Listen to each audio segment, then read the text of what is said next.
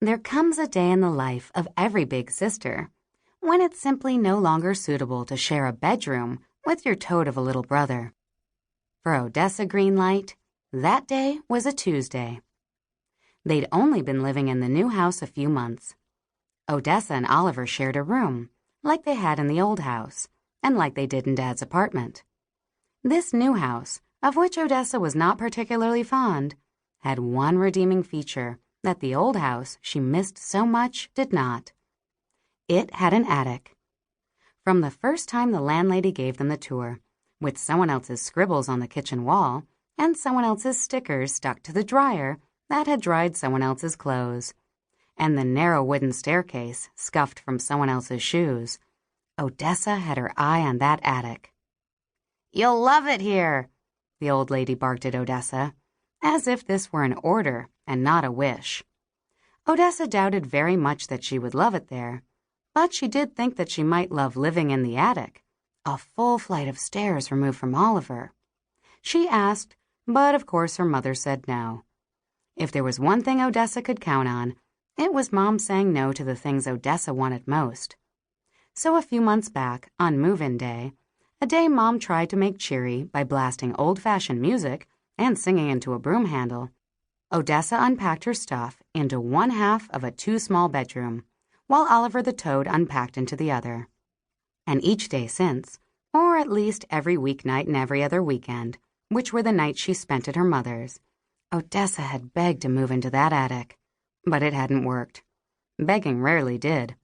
She'd also tried cajoling, bamboozling, and hoodwinking. Not a chance, Mom said. Sometimes, however, victory is found in unlikely places.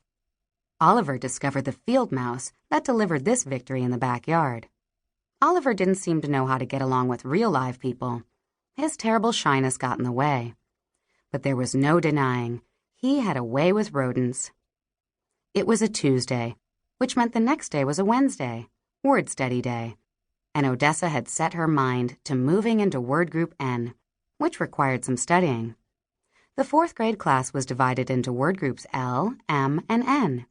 And although Mr. Roush chose letters from smack dab in the middle of the alphabet, Odessa knew that as an M, she was only a second-level word study student. Smack dab in the middle. Odessa loved words, and she always tried her best to use the ones that other people too often ignored. But loving words and knowing how to spell them were two different things, and Odessa knew she would never make the move to Group N without mastering the illogical rules of spelling, which was nearly impossible to do with Oliver crashing around her too-small room. So she told him to get lost, not having any idea that this would lead him to their new backyard, where he'd find a field mouse sniffing around a chew toy that someone else's dog had left in the grass. Nor did she guess that Oliver would sing softly to this mouse until it wandered into his outstretched palm, at which point he would carry it into their bedroom and drop it down the back of Odessa's pink t-shirt with the turquoise stripes. Well, Odessa did what any reasonable person would do. She shrieked, ran to find her mother in the kitchen, and threatened to sue in a court of law if she couldn't move into the attic. From her mother's lips sprang these 3 beautiful words, "I give up."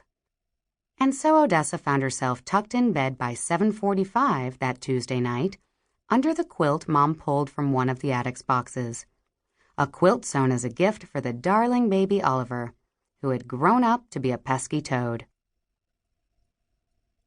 Odessa had been sleeping in the attic for exactly 3 nights before it happened.